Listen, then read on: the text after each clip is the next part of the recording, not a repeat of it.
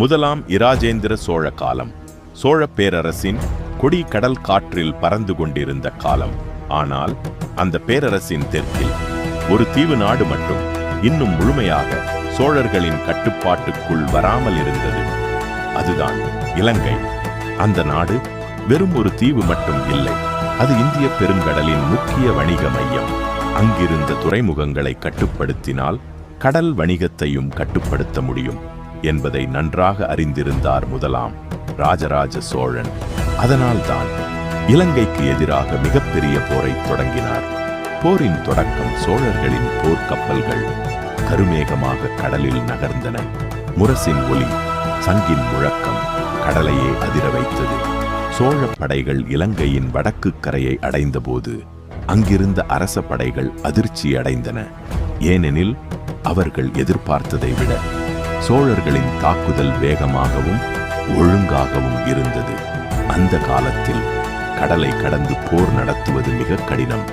ஆனால் சோழர்களின் கடற்படை ஒரு நகரும் பேரரசை போல் இருந்தது. நூற்றுக்கணக்கான போர்க்கப்பல்கள், வீரர்கள், யானைகள், ஆயுதங்கள், உணவுப் பொருட்கள் எல்லாம் ஒரே திட்டத்தில் நகர்ந்தது. இரவு நேரங்களில் தீப்பந்தங்கள் வழிகாட்டின. பகலில் சமிக்கை கொடிகள் கட்டளைகளை சொன்னது. சோழ படைகள் முதலில் இலங்கையின் வடபகுதியை குறிவைத்தன. அங்கிருந்த கோட்டைகள் முற்றுகையிடப்பட்டன. சில இடங்களில் கடுமையான போர் நடந்தது.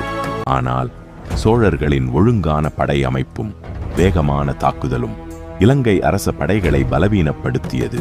நகரம், துறைமுகம், அதன் பின் மற்ற கோட்டைகள் ஒன்றன் பின் ஒன்றாக சோழர்களின் கட்டுப்பாட்டுக்குள் வந்தன. இப்போது இந்த நிலத்தில் சோழர்களின் ஆதிக்கம் தொடங்குகிறது என்ற அறிவிப்பு, அந்த செய்தி இந்திய பெருங்கடல் முழுவதும் பரவியது. முதலாம் ராஜராஜ சோழன் தொடங்கிய போரை முதலாம் இராஜேந்திர சோழர் முழுமையாக முடித்தார். அவர் வெறும் தளபதி இல்லை, ஒரு கடற்போர் நிபுணர். எங்கு தாக்க வேண்டும், எப்போது தாக்க வேண்டும், எப்படி எதிரியை பலவீனப்படுத்த வேண்டும், அனைத்தையும் துல்லியமாக திட்டமிட்டார். இந்திய பெருங்கடலின் புதிய சக்தி. இலங்கை போரின் வெற்றிக்கு பிறகு வணிக கப்பல்கள், துறைமுகங்கள், கடல் பாதைகள் பலவும் சோழர்களின் கட்டுப்பாட்டுக்குள் வந்தன. சோழ பேரரசு வெறும் நிலப்பேரரசு இல்லை, கடலை ஆட்சி செய்த பேரரசு.